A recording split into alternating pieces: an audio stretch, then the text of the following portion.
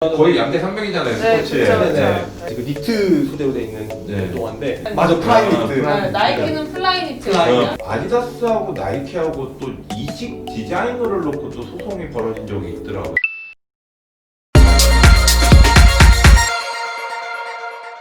나이키 소송에서 또 되게 웃겼던 게 뭐냐면 중국에서 저작권을 가지고 자기네가 오히려 나이키를 소송을 걸었더라고요. 이 중국에서는 또 이런 게 또 되게 비일비재하잖아요. 되게 정확한 제가 팩트를 몰라서 알고 계신 거 있으세요? 이 소송? 제가 그 부분은 잘 모르겠네요. 아, 네. 그래요? 그건 잘 모르겠어요. 그럼 잠깐 찾아가지고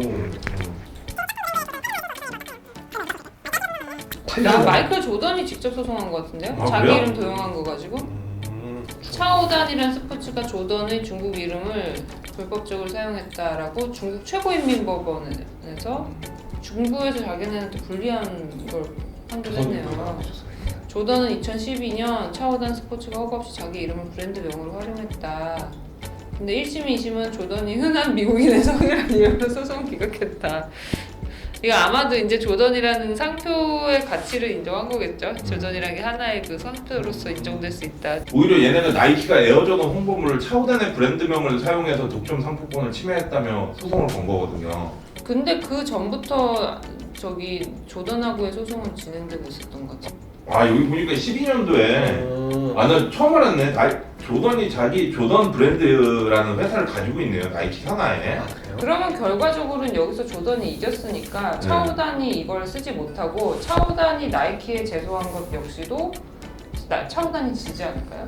지금 2020년에 근데- 이게 최종 결론이 났거든요. 왜냐하면 1심, 2심은 차오단이 이겼었대요. 그러니까 얘네는 용기를 갖고 나이키한테 너네 이거 쓰지 마 이렇게 아 그렇게 간 소송했겠죠. 거구나. 보통 1심 가고 2심 가고 3심 이렇게 가잖아요. 네. 근데 사실 1, 2심에서 내가 이겼다가 3심 가서 뒤집어 버리면 네.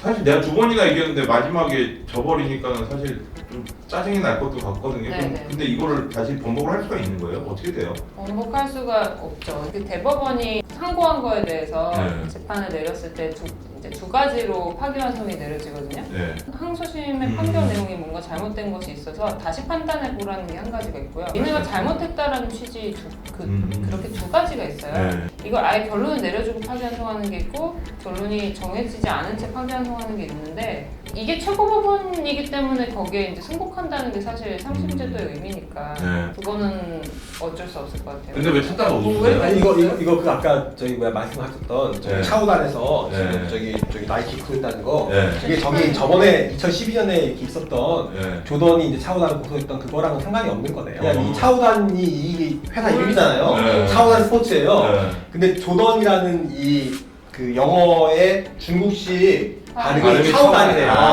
그래서 나이키가 이 조던 이 신발을 이 인터넷 홍보로 게시하면서 이제 그 연관 검색어로 차오단을 넣어놓은 거야. 차오단을 넣으면 조던이 나오게끔. 그러니까 이 차오단 스포츠가 왜 너네 우리 이름 쓰냐. 조던이 제기한 소송도 차오단이라는 조던의 중국어 이름 쓰지 말라고 내린 거예요. 소송 제기한 거예요. 그러니까 그거는 이제 예전에 조던이 네. 차오단한테 넣은 거고 어. 차오단 스포츠가 지금 나이키를 상대로 한 거는 2018년에 지금. 그것 역시도 차오단을 아예 못 쓰게 된 거 아니에요? 그렇게 따지면? 이 판결에 따르면? 차오단이란 이름 자체가 중국어 발음, 조던의 중국어 발음인데 우리 이거 가지고 싸우면 안 되고요. 우리는 사실 네. 발음도 사실 정확히 모르고 네. 이건 걔네들 차오단이 얘기해서 좌우단인지 차오단인지 그러니까 몰라. 그거 모르잖아요. 있잖아요. 뭐지? 사성인지 오성인지. 요새 중국 애들이 한자를 잘 쓰거든요.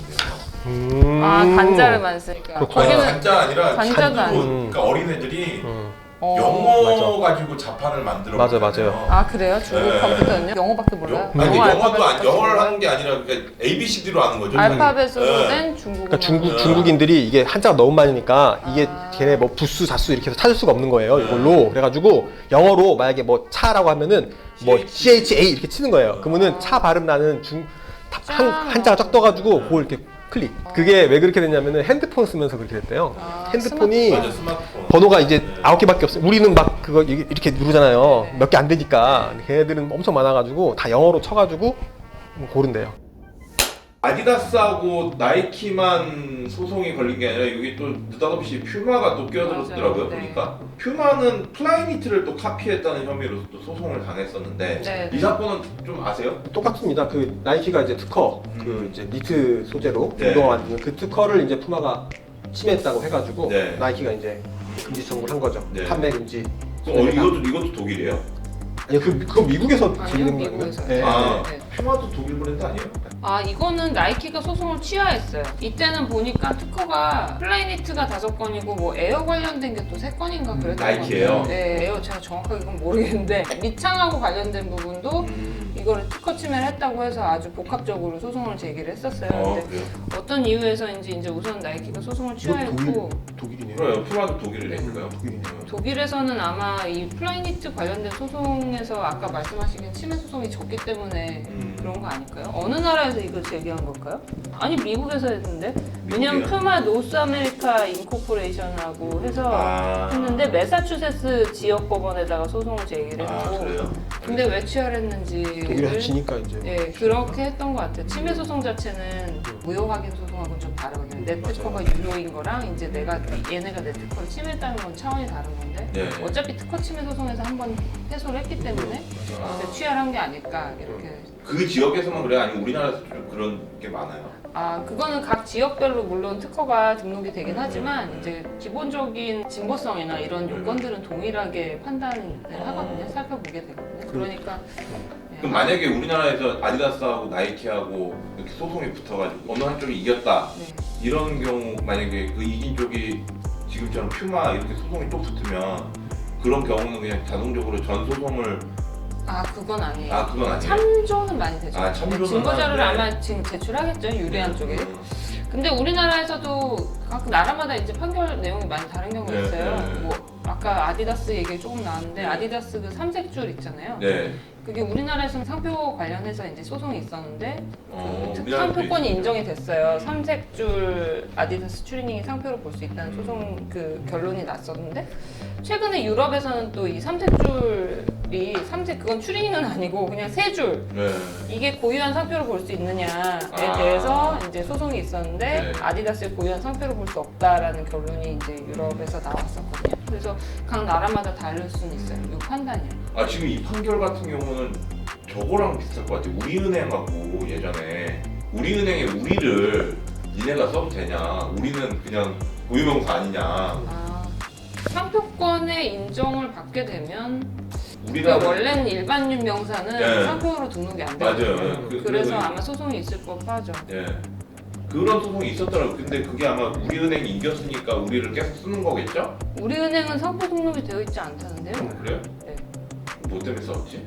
상표 출원을 2002년에 했고 2004년까지 등록이 되어 있었는데 국민외환, 하나신한 등의 8개 은행이 우리은행 상표에 대해서 무효 심판 청구를 그게 좀 있죠. 네. 이때니까 이거. 그래서 이게 아마 무효 확인 소송을 무효라고 그래서 무효라고 인정이 상표권이 됐네요. 무효가 된 거예요? 네, 이게 등록이 돼 있었는데 식별 가능한 서비스표에 해당하지 않는다고 해서 이 부분에 공공의 질서 또는 선량한 풍속을 문란하게 할 염려가 있는 상표라고? 그렇게까지? 근데 어쨌든 일반적인 용어는 지금 네. 상표가 등록이 안 되니까 그런 취지로 해서 무효 판시가 된 거 같아요. 제가 아는 친구가 은행권에 있거든요. 네. 우리를 월이라고 하더라고요. 월이? 네.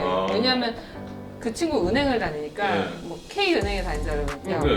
우리 은행 뭐 자기네 그렇지. K 은행을 지켜야 돼. 맞아, 우리 맞아. 은행 이번에 그렇게 하잖아. 그러는데 이게 이 우리 은행이지, WORI 우리 은행하고 은행이지. 헷갈리는 거예요. 그래서 월이라고 부르더라고요. 아. 은행은 월이라고 부르고 자기네 은행 자산은 우리라고 부르더라고요. 그렇구나.